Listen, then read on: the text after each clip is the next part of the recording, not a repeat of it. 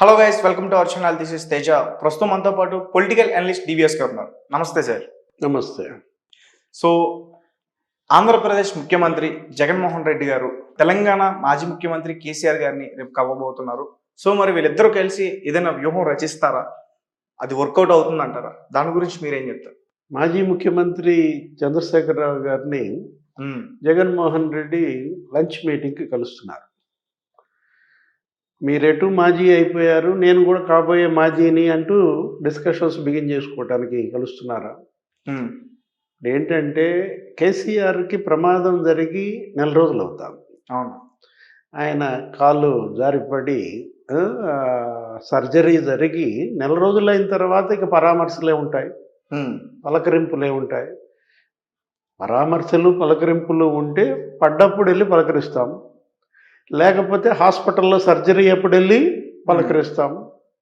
కేసీఆర్కి ప్రత్యర్థి ఎవరు? రేవంత్ రెడ్డి. రేవంత్ రెడ్డి హాస్పిటల్కి వెళ్ళిపోయి పలకరించాడు. పలకరించడమే కాదు, ఆయనకు ఉన్నత స్థాయి వైద్యం జరగాలని కూడా ఆదేశాలు ఇచ్చాడు, పర్యవేక్షణ కూడా చేశారు. అవును.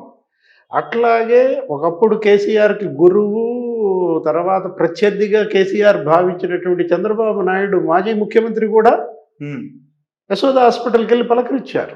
అవును. చాలాసేపు గడిపారు, తీసుకోవాల్సిన జాగ్రత్తలు కూడా మాట్లాడారు. కేసీఆర్ మనం చూసాం. ఇప్పుడు ఇదంతా జరిగిపోయిన తర్వాత, అందరి పలకరింపులు అయిపోయిన తర్వాత, ఆయన ఆల్రెడీ ఇప్పుడు వాకర్ అయిపోయింది, ఇప్పుడు హ్యాండ్ స్టిక్ కూడా వచ్చారని హరీష్ రావు చెప్తున్నాడు. కేసీఆర్కి హ్యాండ్ స్టిక్తో నడుస్తున్నారు, ఇంక ఇబ్బంది ఏం లేదు, ఇక పరుగు పెట్టడమే, రేపు పార్లమెంట్ ఎన్నికలు ఆయనే పరిగెత్తిస్తాడు అన్నట్టుగా హరీష్ రావు క్యాడర్లో మొరాలిటీ పెంచే మాటలు మాట్లాడారు. అంటే నువ్వు వాకర్ అప్పుడు వెళ్ళలేదు, ఇప్పుడు హ్యాండ్ స్టక్ అప్పుడు వచ్చి ఏం పలకరిద్దామని ఆర్చుకుని తీర్చుకుని ఇప్పుడు వచ్చింది జగన్మోహన్ రెడ్డి పరామర్శకు కాదు. అది మీరన్నట్టు రాజకీయ వ్యూహమా? ఇది రాజకీయ భేటీ. ఏం జరుగుతోంది? జగన్మోహన్ రెడ్డిని చూడంగానే లేచి దండం పెడతాడు కేసీఆర్. ఎట్లా?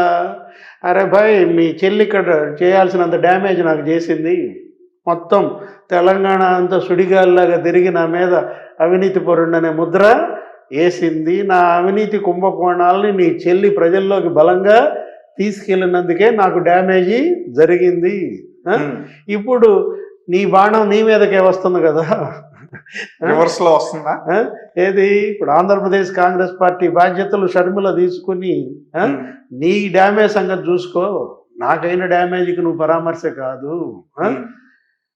ఇప్పుడు గురూపదేశం కోసం వచ్చాడా, లేదు గురువుకే ఉపదేశం చేయటం కోసం భేటీ అవుతున్నాడా? జగన్మోహన్ రెడ్డి చెప్పాలి. ఇప్పుడు రేపటి పార్లమెంట్ ఎన్నికల్లో బీఆర్ఎస్ ఎలా నిర్మించుకోవాలి, ఓటమి నుంచి తన క్యాడర్ని, గాయాలని ఎలా మాన్చుకోవాలి, అటు శారీరక గాయాలే కాదు, ఇప్పుడు రాజకీయ గాయాలను కూడా మాన్చుకోవటానికి నానా పాటలు పడుతున్నాడు కేసీఆర్. అవును. ఈ పరిస్థితుల్లో జగన్మోహన్ రెడ్డి అక్కడికి వచ్చి ఆయనతో భేటీ అయ్యి చర్చించేది ఏముంటుంది? షర్మిల అంశం తప్ప. అవును. షర్మిల ఢిల్లీ వెళ్ళి కాంగ్రెస్ పార్టీ కండువా కప్పుకుంటాను. షర్మిల వల్ల మళ్ళా తనకేం ఇబ్బంది వస్తుందో, తాను ఈ విపత్తు నుంచి ఎలా బయటపడాలి. ఓటమి భారంలో కేసీఆర్ ఉన్నారు. కేసీఆర్ చేసిన తప్పేంటి? సిట్టింగ్ ఎమ్మెల్యేలని మార్చలేదు. సిట్టింగ్ ఎమ్మెల్యేలని మార్చకపోవడం వల్లే కేసీఆర్ దెబ్బతిన్నాడు. కేసీఆర్ మీద వ్యతిరేకత లేదు, ఎమ్మెల్యేల మీద వ్యతిరేకతకు కేసీఆర్ బలయ్యాడు అనేది ఒకటి నడిచింది. కానీ అలా అనుకుంటే మరి కామారెడ్డి జిల్లాలో ఆయన ఎందుకు ఓడిపోయారు? అది వేరే విషయం. ఏది? ఇప్పుడు యాక్చువల్గా కేసీఆర్ మీద ఉన్న వ్యతిరేకత కన్నా జగన్మోహన్ రెడ్డి మీద వ్యతిరేకత ఎక్కువ. ఓకే. కేసీఆర్కి 10 ఏళ్లలో వచ్చిన వ్యతిరేకత కన్నా జగన్మోహన్ రెడ్డికి 5 ఏళ్లలోనే 10 వ్యతిరేకత వచ్చింది. అవును. మీరు సిట్టింగ్ ఎమ్మెల్యేలను మార్చలేదు కాబట్టి నేను సిట్టింగ్ ఎమ్మెల్యేలని మారుస్తున్నా. మీరు 9 మందిని మార్చారు, 7 గెలిచారు, కాబట్టి నేను అసలు 90 మందిని మార్చేస్తున్నా. 70 మంది గెలుస్తారు. 90లో 70 గెలిస్తే మిగతా 90లో ఎట్లా కొట్ట 30-40 వస్తాయి, నేను ఎట్టి పరిస్థితుల్లో ముఖ్యమంత్రి అవుతా అనేటటువంటి చర్చలు అక్కడ చేయడమా? లేదు ఇప్పటిదాకా నన్ను కాపాడావు, ఉమ్, నీకు ధన్యవాదాలు, ఇక్కడ నా ఆస్తులను నువ్వే రక్షకుడిగా నిలబడ్డావు, లోటస్ పాండ్కి కావచ్చు, ఇంకా ఆయన భూములు ఇక్కడ చాలా ఉన్నాయి జగన్మోహన్ రెడ్డి ఆస్తుల్లో. ఉమ్, ఔటర్ రింగ్ రోడ్ మొత్తం వాళ్ళే కొనేశారు, వాళ్ళ బంధువులు వాళ్ళు. అప్పట్లోనే అది ఒక పెద్ద స్కామ్. రాజశేఖర రెడ్డి ముఖ్యమంత్రిగా ఉన్నప్పుడే సుబ్బారెడ్డి వీళ్ళందరికీ కూడా కొన్ని ఎకరాలు ఉంటాయి అక్కడ. ఉమ్, వీటన్నిటినీ కాపాడుతూ వచ్చావు.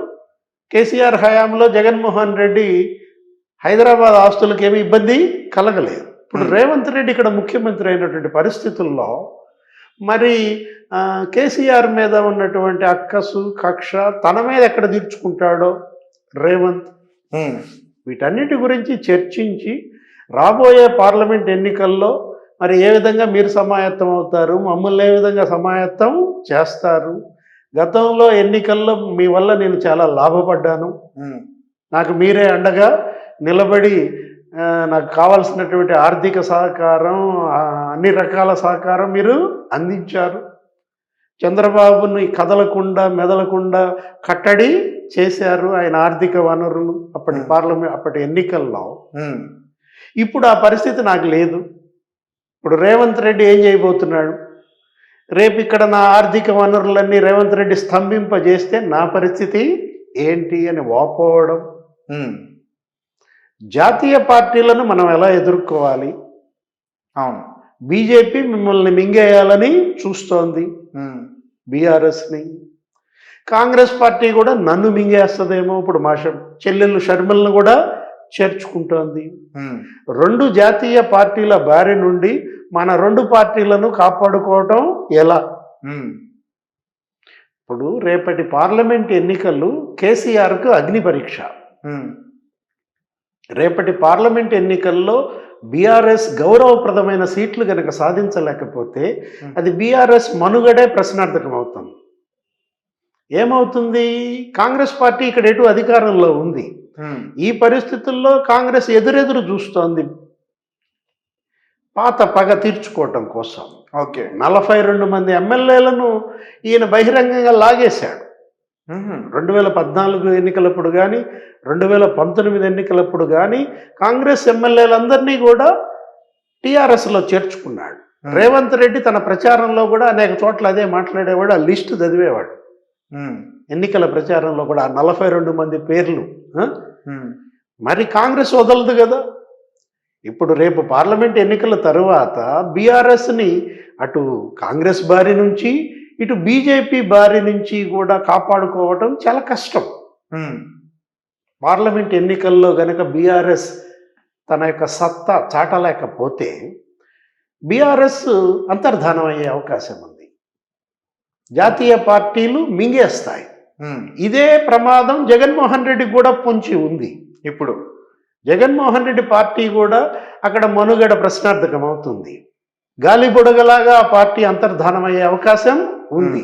షర్మిల కాంగ్రెస్ పార్టీలో చేరడం, దరిమిల రాహుల్ గాంధీ షర్మిలకి ఇచ్చేటటువంటి టాస్క్ ఏంటి? ఆంధ్రప్రదేశ్ కాంగ్రెస్ అధ్యక్షురాలిగా షర్మిల నియామకం.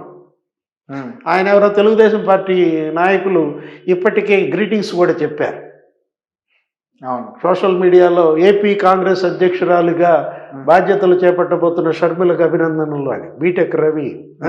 బీటెక్ రవి కడప ఎయిర్పోర్ట్లో షర్మిల భర్త అనిల్ కుమార్తో కలిసినట్టున్నారు.